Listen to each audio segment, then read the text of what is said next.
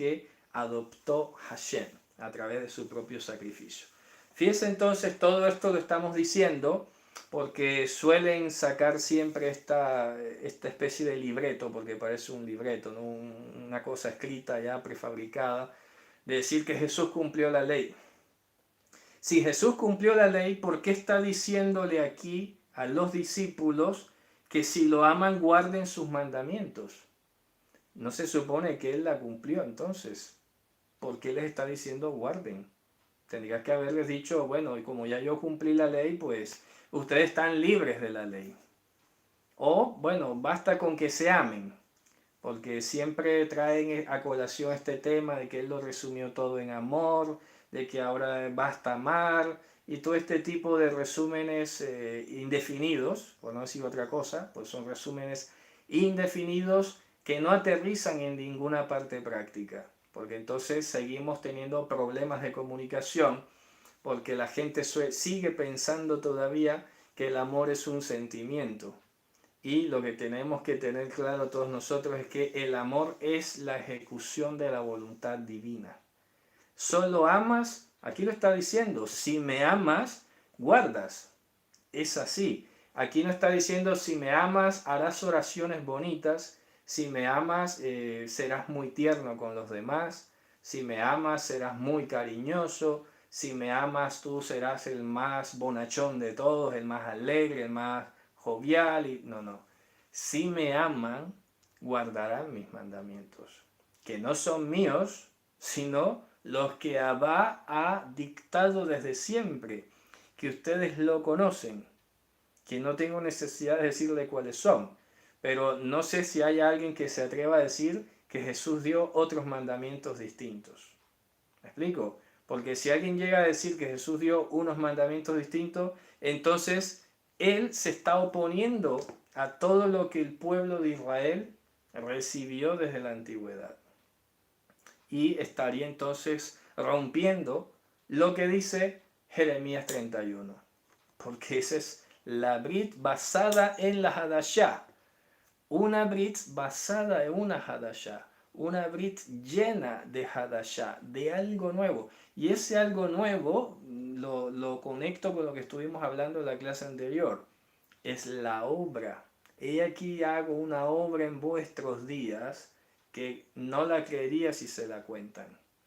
Esa es parte de la novedad. Por eso él insistía muchísimo que era necesario que muriese para que pudiese venir aquel resto de la promesa que estaba contenida en Abba.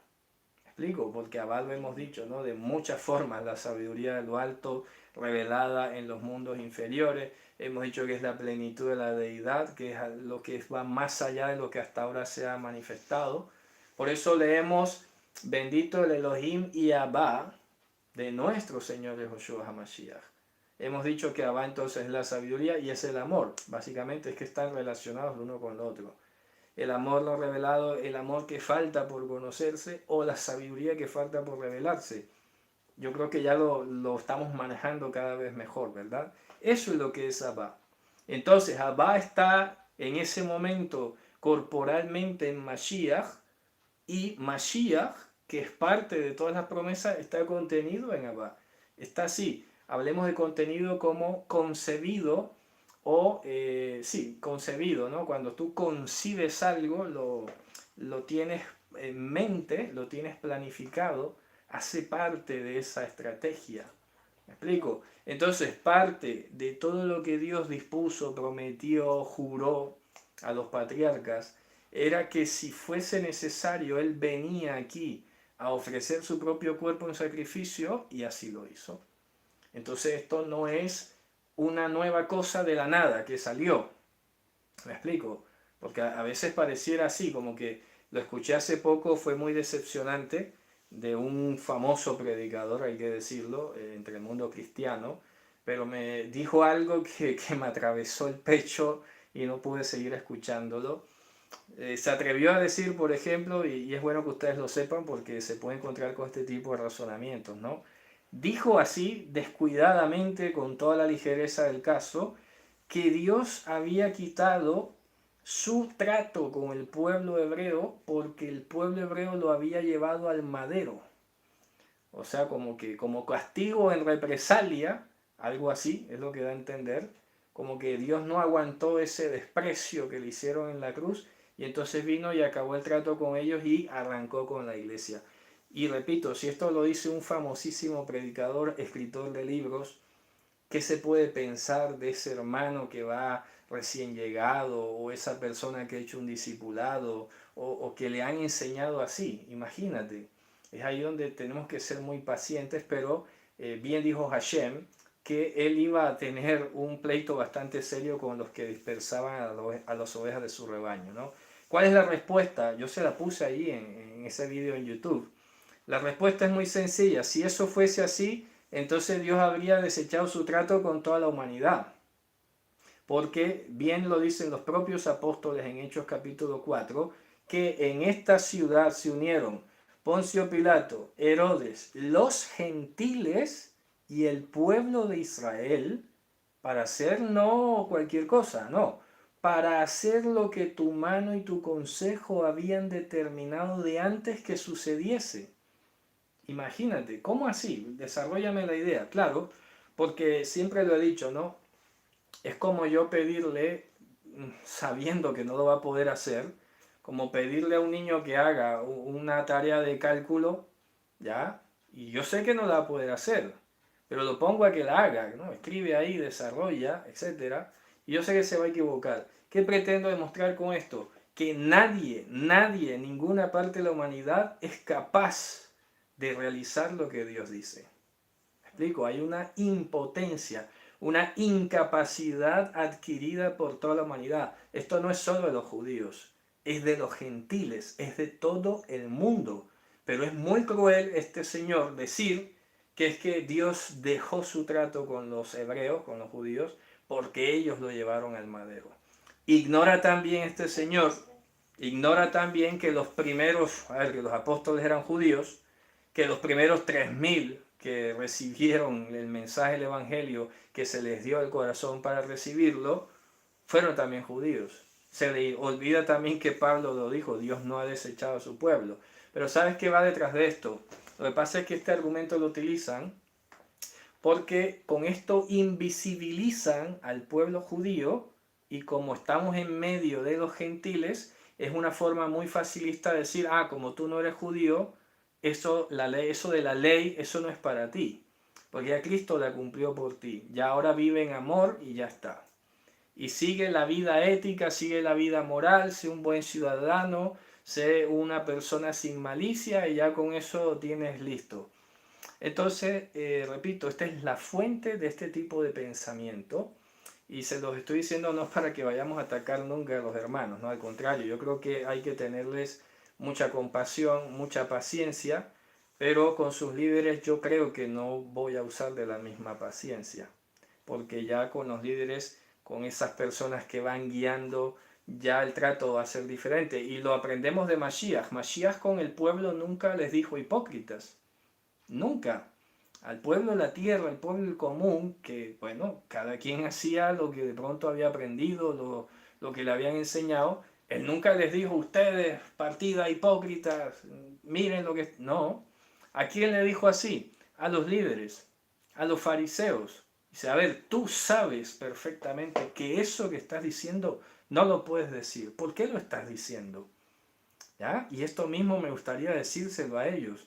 Bueno, tú, ¿será que no eres consciente de la dimensión, de la magnitud de eso que tú estás diciendo? Que es una severa herejía, ¿me explico? Y seguro que no lo ves. ¿O es que más bien estás respaldando una tradición basada en el error? ¿Me explico? Porque es un error interpretativo, es un error basado creo que en la rebeldía. ¿Me explico? Siempre lo tendremos presente, ¿no? A ver, los movimientos cristianos occidentales son productos, la mayoría, diría que el 90% de ellos son productos de los desacuerdos que tuvo Lutero y luego Calvino con el catolicismo.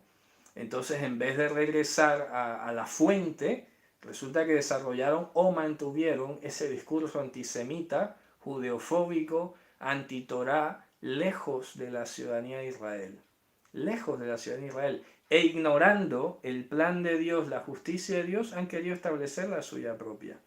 Porque con este temita de que Jesús cumplió la ley, no quieren decir que la ha abolido, pero resulta que en la práctica es lo mismo. Porque entonces tú le sacas un mandamiento y dices, ah, no, ya lo cumplió por ti. Y entonces, ¿tú cómo vives? Y eso es lo que mencionaba hace varios meses atrás, ¿no? Resulta que en la cristiandad en general hay una grandísima crisis que está callada, es una crisis acallada, que la gente no sabe usar la escritura, no sabe ni leerla, no saben cómo ir allí, confrontar su problema y obtener de ella respuesta. Entonces por eso estos movimientos le hacen demasiado énfasis y propaganda a las experiencias espirituales. Entonces si te mandan a ayunar, te mandan a orar, te mandan a, mejor dicho, a entrar en trance. Y en estas experiencias místicas, porque claro, eso es reflejo de que no saben usar la escritura.